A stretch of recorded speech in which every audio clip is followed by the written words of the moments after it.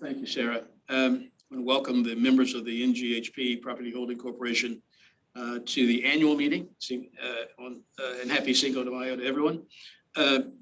Before we actually get into the business of the meeting, there are legal notices that have to be read into the record.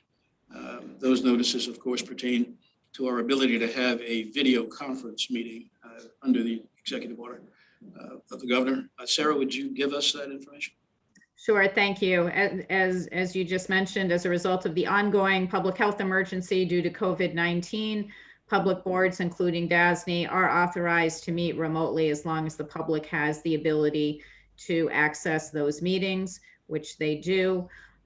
We will be posting an audio-video transcript of this meeting on the DASNY website within 2 days, and a transcript will be posted as soon as practicable thereafter.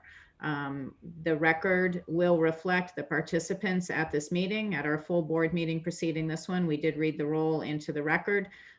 So we will not do that in the interest of time, but the transcript will request those present today. I'll turn it back. Thank you very much. Thank you, Sarah. We're going to take the agenda items out of order. I'm going to ask the president to go all the way to tab 5 in his report.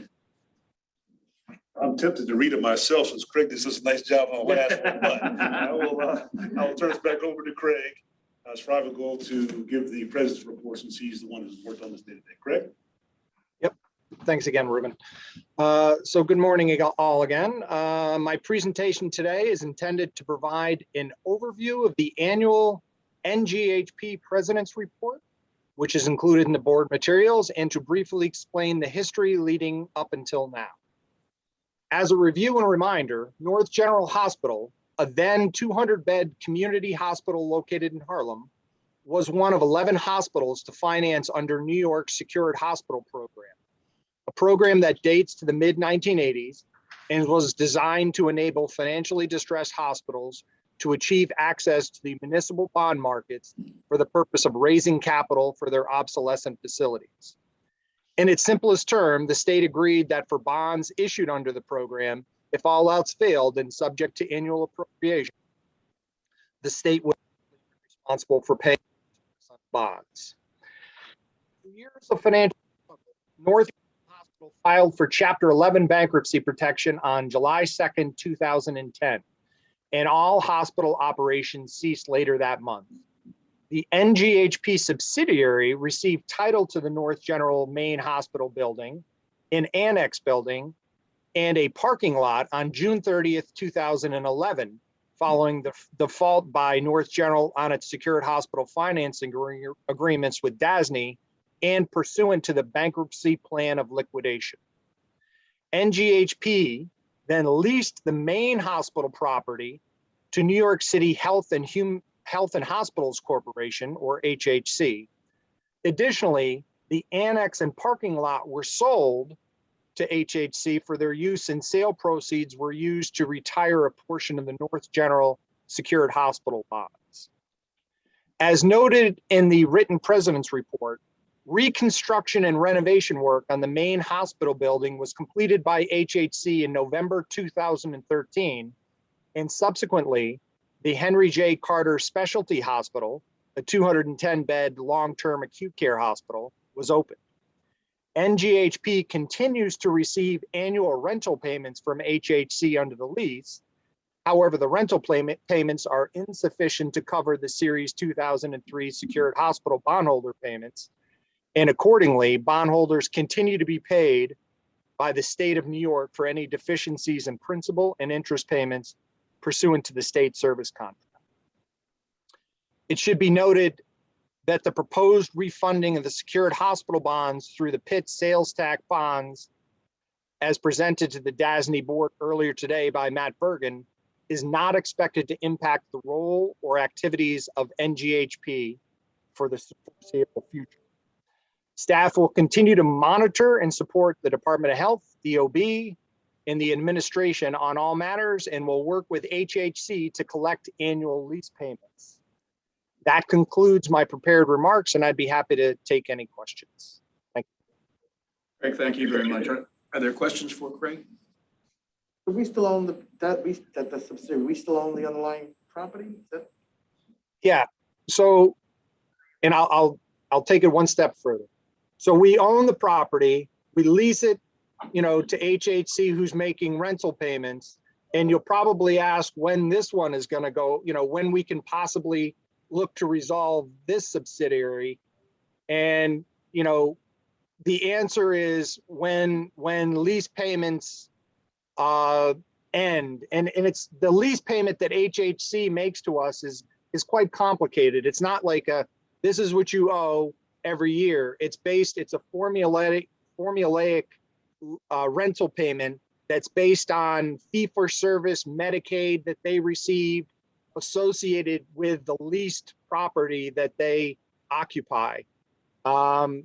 Short answer, those lease payments will probably stop the end of this decade. And hopefully at that time, we'll be in a position to convey the property to HHC and dissolve the NGHP subsidiary. Craig will be the only person still here. Let me know how that goes. Our plaque will be here. That was interesting. I remember that. Yeah, oh, yeah, of course. Paul did that, right? Paul, that was very complicated, During Paul Williams' right? tenure. Back in Yeah. 2009. Yeah, I was just going to add it's in Craig again, fantastic summary. It's a very helpful tool to, in a case where you're restructuring, to have an entity to hold title to the property, and DASNY has served in that role. I think that, the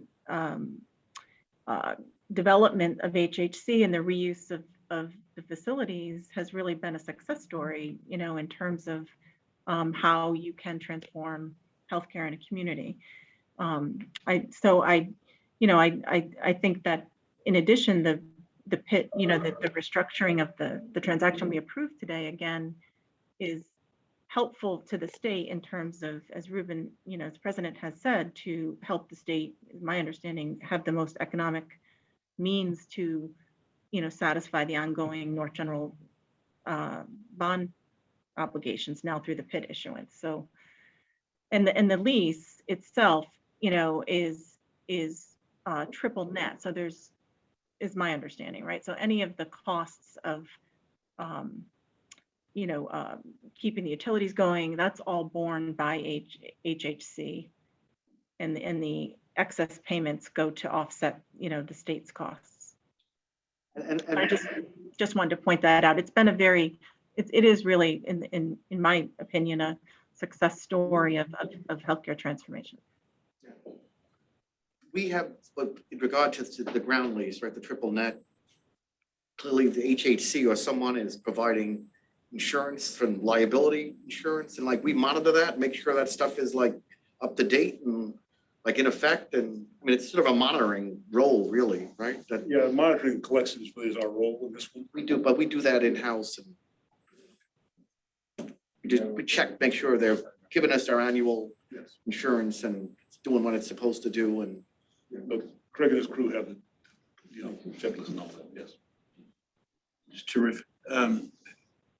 Jerry is demonstrating why he chaired the ad hoc board real estate committee. These are great questions, Jerry. Thank you. Thank you very much. And if particularly newer board members want to know more about any of these transactions, of course, staff is here. But Craig has just demonstrated that he may be the best resource, of course, subject to Ruben's approval.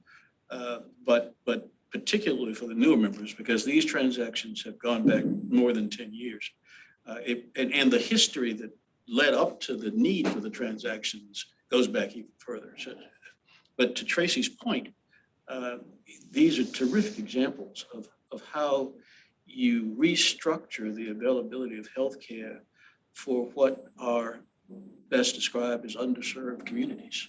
And New York, we have figured it out. It's costly, and you've got to be creative as we are learning. But Tracy's absolutely right. We've learned how to restructure the provision of healthcare And I think those of us who have been around for that long and those of us who joined last year can all be very proud of that.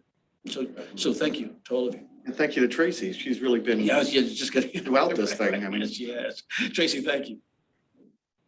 There's a lot more to come. So, and it's Yeah, very, I'll bet that's. I'm sure that's the case. All right. If there are no further questions, we'll go back to the agenda as it is presented in your books. The first agenda item is the election of officers. You see the slate of officers behind tab 1. Are there any questions about that slate? Hearing none, may I have a motion, please, to approve it? So moved. Thank you, Beryl. Wellington, thank you for the second. Are there any objections to that motion and to the resolution? Or to the resolution? Hearing none. Are there any abstentions? Hearing none. The motion is approved unanimously. The slate is adopted.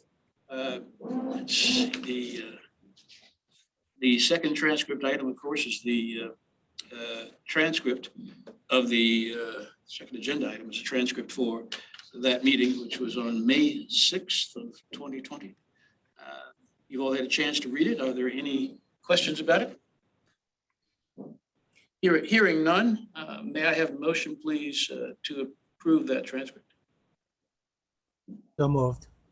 Thank you. Is that you, Wellington? Yes. Thank you very much. Is there a second? Jerry, thank you for the second. Are there any objections? Are there any abstentions? Hearing none, the motion is approved. The transcript is adopted.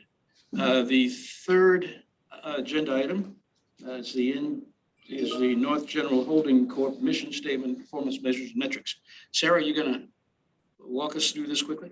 Sure. On an annual basis, this board is required to review the mission statement and performance measures on an annual basis. The NGHP Governance Committee did this on March 2nd, 2021 at its meeting, and no changes are recommended to those documents at this time. Mr. Chair.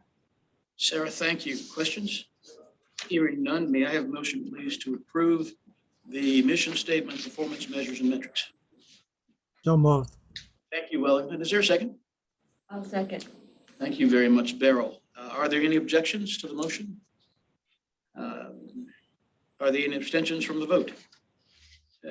Hearing none, the motion is approved and the mission statement, performance measures and metrics are approved unanimously at this annual meeting. Our final agenda item is the bylaws for the NGHP Holding Corp. Sarah, are you going to talk to us about those? Yes, the New York Public Authorities Law does require the subsidiary to annually review and approve its bylaws. The NGHP Governance Committee met on March 2nd, 2021, reviewed them, and no changes are recommended to the bylaws at this time. And the Governance Committee is recommending approval of them in their current form. Thank you very much, Sarah. Are there questions about the bylaws? Hearing none. May I have a motion, please, to approve the bylaws as presented? So moved. Okay. Thank you, John Gardner. And Wellington, thank you for the second. Are there any objections to the bylaws as presented and to the motion? Hearing none. Are there any abstentions from this vote? Hearing none, then the bylaws are adopted as presented. The motion carries unanimously. I believe that's the last agenda item for the subsidiary meeting. May I have a motion, please, to adjourn? Jerry, thank you very much. Second? Seconded. Thank you, Wellington. Are there any objections or abstentions? Hearing none, we stand adjourned. Thank you, Mr. Chairman. Excellent meeting. Well,